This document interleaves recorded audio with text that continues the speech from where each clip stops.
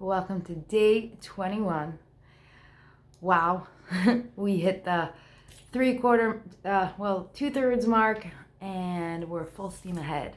The next 2 days, I want to let you know what you can expect. Today and tomorrow, we're going to talk about the 6 basic human needs. I tried to push it into one video. It's not happening. I don't want to keep you long on one video, and I don't want it to get too heavy.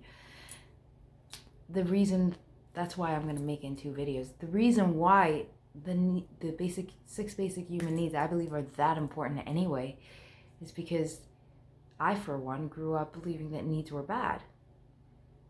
What about you? Do you believe in having needs? Do you believe that they're good, they're bad? Do you have any beliefs about needs? Do you have any? See, most people, what was your answer? We all have needs. And it's better that we understand them than pretend they don't exist or try to get rid of them.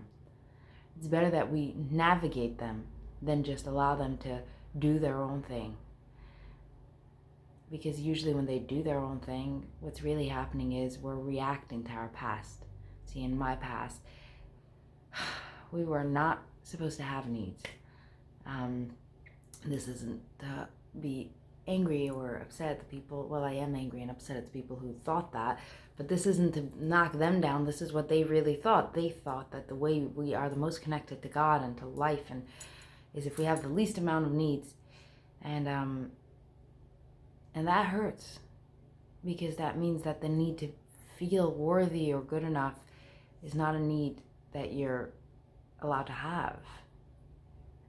So you're bad automatically just for having that. The need for love and connection is not a need you can have. You're bad just for having that. You're doing it wrong.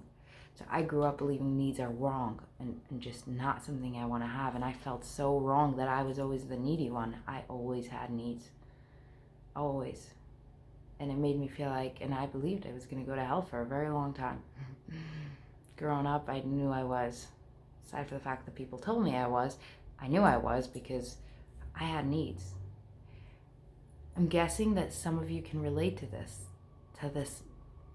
space of not having needs, not wanting to have needs, thinking that if you didn't have needs, it would be easier, stuff like that. Needs are actually the most beautiful thing that we can have, especially once we understand them and we learn how to navigate them, use them for our advantage, let them be our leverage, let them be our way of getting what we want in this world. Now, I want to talk to you about the 6 basic human needs. Tomorrow we're going to go more into details on them and actually recognize which ones are your main human needs and are they the ones you actually want, or are they the ones that you were conditioned to need? The 6 basic human needs are like this, and if you have a pen and paper and write this down is even better, but listen closely if not. Basically, if you write it down, it actually gets retained a lot more in your body, just so you know. This is a statistically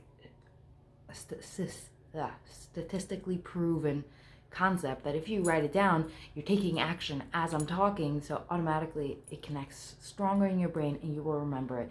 If you're not, give me 100% of your attention. Let's do this. The first human need: certainty.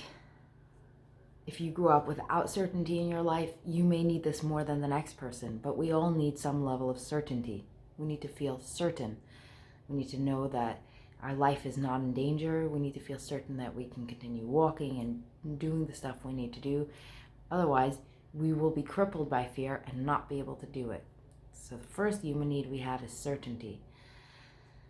The second human need we have is actually the opposite: uncertainty, or what I like to call variety.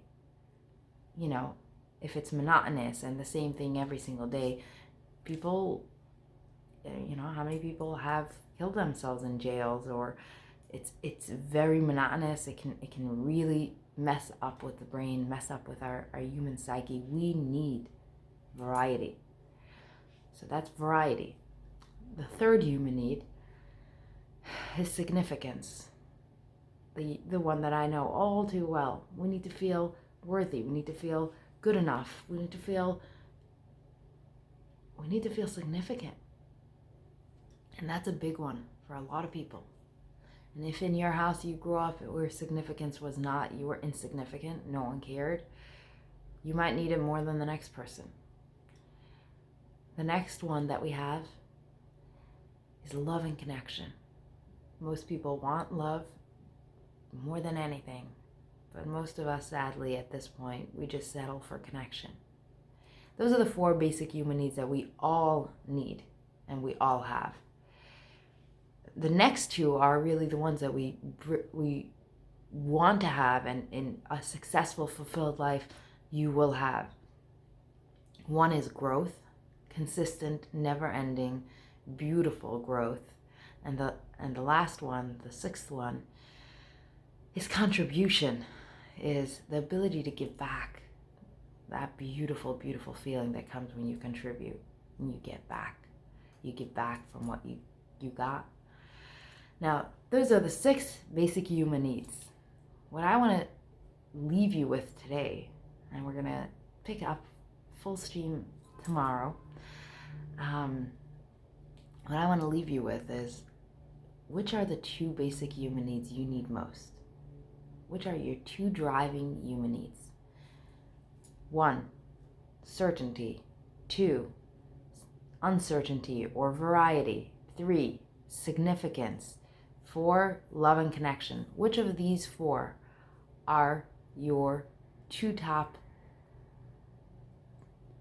basic human needs that drive you, that for survival, for life, that drive you? And by the end of next episode, we're going to find out which are the 2 that you wish drove you, which are the 2 that you want to drive you. Now, just to bring it back home so you can see what it looks like for me, my 2 basic human needs that drive me are significance and love and connection. I need a little bit of all of them, but if I don't feel significant, I cannot feel love. And I love love. I love feeling love, and it's just, I love giving love. I love being a part of that word love, you know. But if I don't feel significant, it's really hard for me to feel it. It has shifted because in the last 2 months, I've been focusing on changing the order of my needs, reminding myself that love is more important to me than significance, that it's important for me to feel significant for me, but when it comes to other people and even myself, when it comes to loving myself, if there is always going to be a price tag to how I love myself, meaning I have to feel significant before I love myself, there will be a time frame in which I don't love myself, and I'm not cool with that. I always want to love myself, even on the times that I don't feel significant. I want to recognize that significance is a need I have, and we're going to deal with that, and we're going to fill that in whatever way we can, but love comes first. And that's how I managed to shift. First, by recognizing what are my needs right now. When I felt insignificant and someone tried to give me love, I would push them out because it was too painful for me. And it would actually make me feel even worse. Like, why are you giving me love when I feel so worthless? And what I've learned is that I will always accept love, especially when I feel worthless, because that's what will help me get out. And what I'm shifting into is love and connection first, and growth second. Because I believe that for me, growth was always my 3rd need, but really growth is my 2nd need. It's that important, right after love and connection.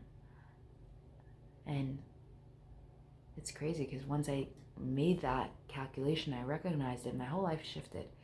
Because I started to recognize when I was pushing people out and be like, wait, that's not really what I mean.